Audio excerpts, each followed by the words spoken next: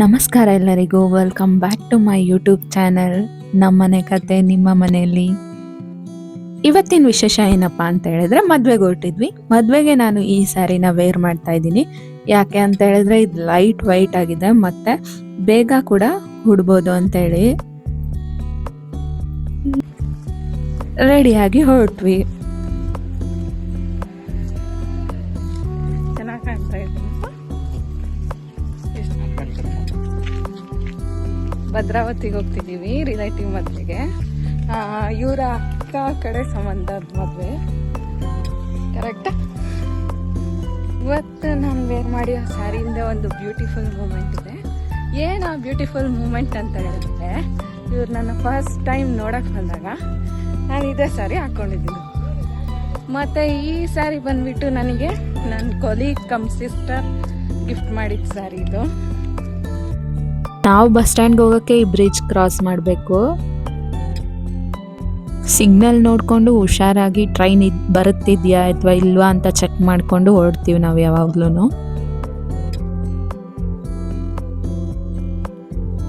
ಓಡ್ತಾ ಇರೋದು 10:50 10:50 to 11:50. Already ಈಗ 9:33 ಆಗೈತೆ. ನಾವು ಹೋಗೋ ಅಷ್ಟೊತ್ತು ಮದುವೆ ಮುಗ್ದಾಗಿರುತ್ತಾ.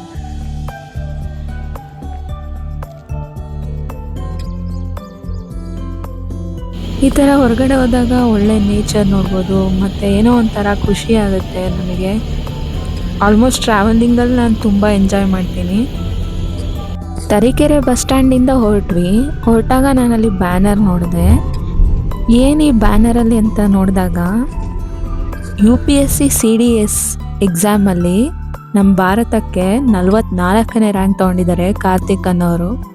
ನನಗಿದು ನೋಡಿದಾಗ ಅನಿಸಿದ್ದೇನಂತ ಹೇಳಿದ್ರೆ, ನಮಗೆ ಎಷ್ಟು ಟೈಮ್ ಇರುತ್ತೆ ಅವ್ರಿಗೂ ಅಷ್ಟೇ ಟೈಮ್ ಇರುತ್ತಲ್ಲ. ಅವ್ರು ಯಾಕೆ ಎಷ್ಟು ಚೆನ್ನಾಗಿ ಸಾಧನೆ ಮಾಡ್ತಾರೆ, ನಾವು ಯಾಕೆ ಮಾಡ್ತಿಲ್ಲ, ನಾನು ಯಾಕೆ ಮಾಡ್ತಿಲ್ಲ ಅನ್ನೋ ಯೋಚನೆ ಅಲ್ಲೇ ಶುರು ಆಗ್ಬಿಡ್ತು.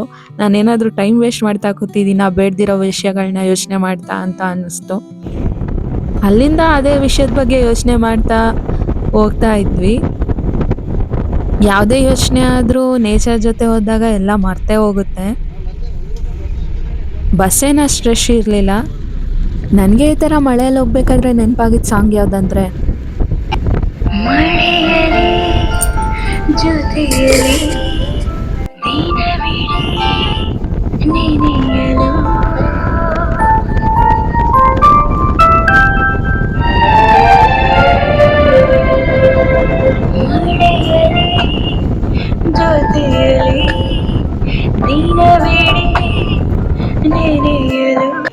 ಚೌಟ್ರಿಗೆ ಬಂದು ತಲುಪಿದ್ವಿ.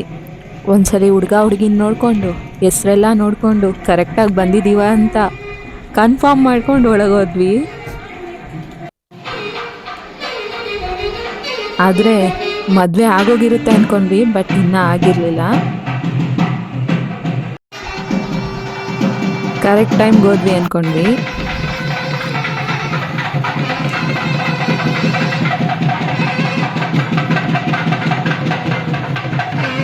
ಯಾರದೇ ಮದುವೆಗೆ ಹೋದ್ರೂ ಒಂದು ಕ್ಷಣ ನಮ್ಮ ಮದುವೆನೇ ಕಣ್ಮುಂದೆ ಬಂದ್ಬಿಡುತ್ತೆ.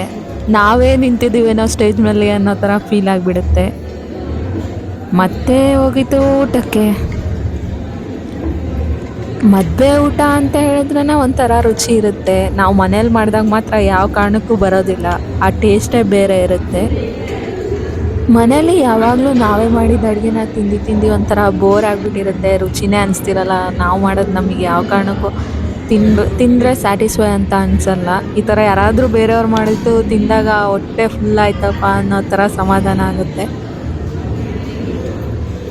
ಊಟ ಸಿಂಪಲ್ಲಾಗಿ ಚೆನ್ನಾಗಿ ಇತ್ತು.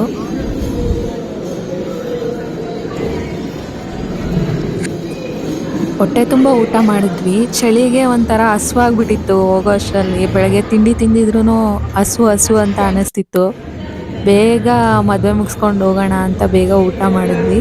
ಊಟ ಮಾಡಿ ಮೇಲೆ ಹೋದ್ವಿ, ನೋಡೋಣ ಹುಡುಗಿ ಬಂದಿದ್ದಾರಾ ಅಂತ ಹೇಳ್ಬಿಟ್ಟು ರಿಸೆಪ್ಷನ್ಗೆ ಅಂತ.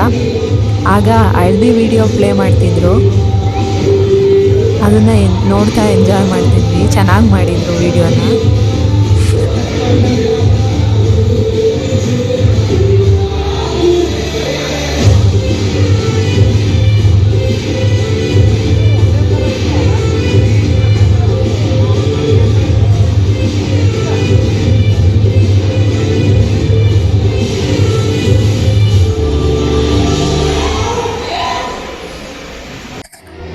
ನಾವು ಸ್ಟೇಜ್ ಮೇಲೆ ಹೋಗಿ ವಿಶ್ ಮಾಡಿ ಮನೆಗೆ ಹೊರಟ್ವಿ.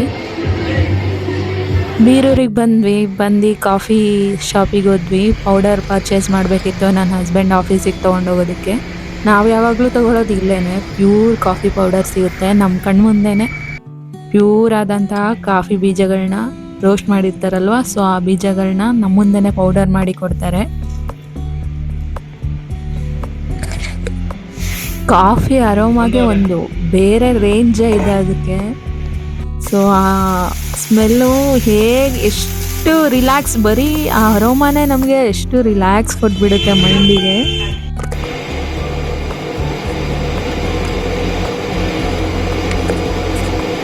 ನಾವಿಲ್ಲಿ 1.5 kg ಅಷ್ಟು ಕಾಫಿ ಬೀಜಗಳದ್ದು ಪೌಡರ್ ಮಾಡಿಸ್ತಾ ಇದ್ದೀನಿ. ನಮ್ಮ ಹಸ್ಬೆಂಡ್ ಆಫೀಸಲ್ಲಿರೋ ಕೊಲೀಗ್ಸ್ಗೆಲ್ಲ ಈ ಕಾಫಿ ಪೌಡರ್ ತುಂಬ ಇಷ್ಟ. ಯಾವಾಗಲೂ ಹೇಳಿ ಕಳಿಸ್ತಾ ಇರ್ತಾರೆ ಕಾಫಿ ಪೌಡರ್ ತಗೊಬನ್ನಿ ಅಂತ ಹೇಳ್ಬಿಟ್ಟು. ನಮ್ಮ ಚಿಕ್ಕಮಂಗ್ಳೂರು ಅಂದರೆ ಕಾಫಿಗೆ ಫೇಮಸ್ ಅಲ್ವಾ. ಕಾಫಿ ಪೌಡರ್ ರೆಡಿ ಆಯಿತು. ಇದೇನು ಪ್ರಮೋಷನ್ ಅಲ್ಲ, ನನಗೆ ಇಲ್ಲಿನ ಕಾಫಿ ಪೌಡರ್ ಇಷ್ಟ. ನಾನು ಅದಕ್ಕೆ ನಿಮಗೂ ಯೂಸ್ ಆಗುತ್ತೇನೋ ಅಂತ ವಿಡಿಯೋ ಮಾಡ್ತಿದ್ದೀನಿ ಅಷ್ಟೇ.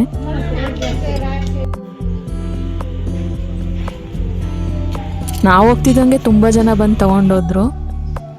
ಇದಾಗಿತ್ತು ಇವತ್ತಿನ ವಿಡಿಯೋ. ಥ್ಯಾಂಕ್ಸ್. ಮುಂದಿನ ವಿಡಿಯೋದಲ್ಲಿ ಸಿಗೋಣ. Like, share and subscribe to my channel.